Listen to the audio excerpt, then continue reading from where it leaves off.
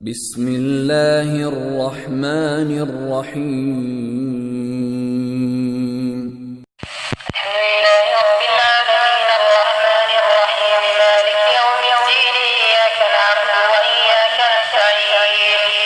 اهدنا الصراط المستقيم صراط الذين أنعمت عليهم غير المغضوب عليهم ولا الضالين آمين. تبارك الذي بيده الملك وهو على كل شيء قدير الذي خلق الموت والحياة ليبلوكم أيكم أحسن عملا وهو العزيز الغفور الذي خلق 7 سماوات طباقا ما ترى في خلق الرحمن من تفاوت فارجع البصر هل ترى من فطور ثم ارجع البصر كرتين ينقلب إليك البصر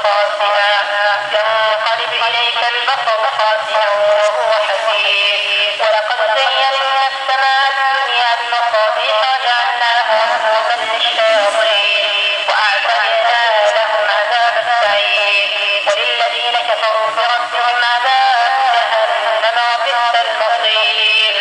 إذا ألقوا فيها سمعوا لها شهيقا وهي تفور تكاد تميز من الغيظ كلما ألقي فيها فوج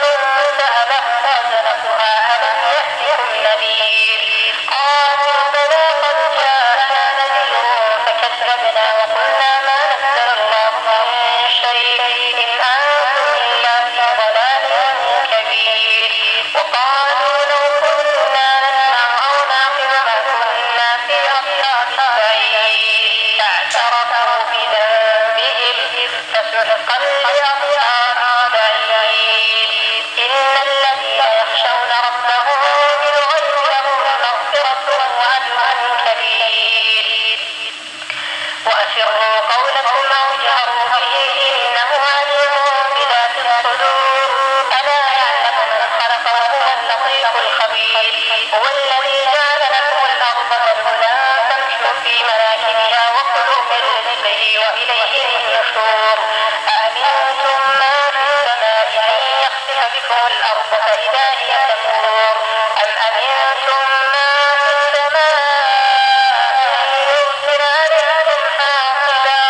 فتسألون كيف نذير ولقد كذب الذين من قبلهم فكيف كان نذير أولم يروا إلى الطير فوقهم صافات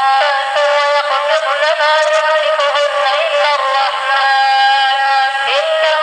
بكل شيء بصير أمن هذا الذي هو جند لكم ينصركم من دون الرحمن إن الكافرون إلا في غرور أمن هذا الذي يرزقكم أمسك رزقه بل لجوا في عتو ونفور أفمن يمشي مكبا على وجهه أهدى أمن يمشي سويا على صراط مستقيم أفمن يمشي مكبا على وجهه أهدى أمن يمشي سويا على صراط مستقيم قل هو الذي أنشأكم وجعل لكم السمع والأبصار والأفئدة قليلا ما تشكرون قل هو الذي ذرأكم في الأرض وإليه تحشرون الله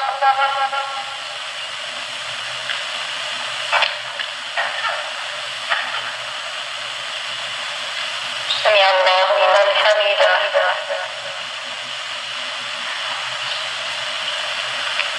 الله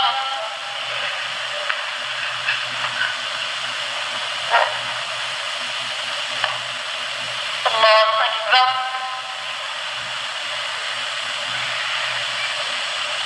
الله